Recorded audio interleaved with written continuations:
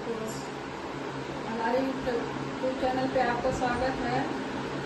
हम लोग साथ में काम कर रहे हैं, तो आप दीदी को ज़्यादा से ज़्यादा सपोर्ट करिए। हमारे चैनल के माध्यम से भी आप उनको सपोर्ट करिए। उनका चैनल हैक हो गया है, आप लोग पता ही होगा। चैनल का नाम है इंदु पांडे देहाती गिरी। पहले वाला चैनल था इंदु पांडे भोजपुरिया की।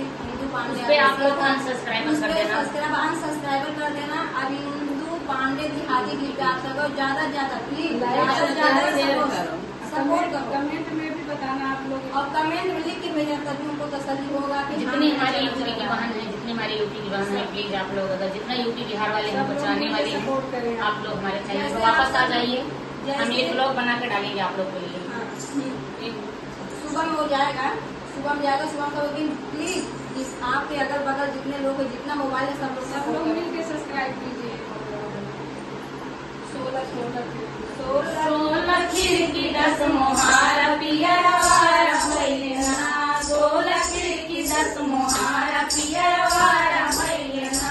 पियरा वारा भैलेना, पियरा वारा भैलेना। 16 खिड़की 10 मोहारा पियरा वारा भैलेना। 16 खिड़की 10 मोहारा पियरा वारा भैलेना। सोने की थाली में जेवना बनाए, सोने की थाली में जेवना बना। ठोक दूसरे के मुहारा पियर वारा भैलेना। ठोक दूसरे के मुहारा पियर वारा भैलेना। पियर वारा भैलेना, पियर वारा भैलेना। 16 खिड़की 10 मुहारा पियर वारा भैलेना। झझरे गेरुआ गंगा जल पानी, झझरे गेरुआ गंगा जल पानी। झांक दूसरे के इनारा पियर वारा भैलेना। झांक दूसरे के इनारा पियर वारा भैलेना। 16 खिड़की 10 मुहारा पियर वारा भैलेना। 16 खिड़की 10 मुहारा पियर वारा भैलेना।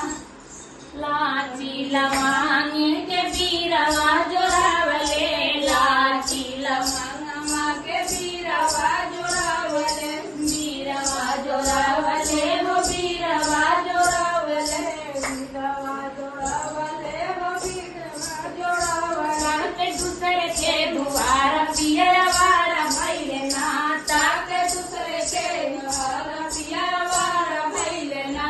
16 खिड़की 10 मुहारा पियर वारा भैलेना। फूलवाही चुनी चुनी से जिया लगावले। फूलवाही चुनी चुनी से जिया लगावले। सूते दूसरे के दुआरिया पियर वारा भैलेना। सूते दूसरे के से जरिया पियर वारा भैलेना।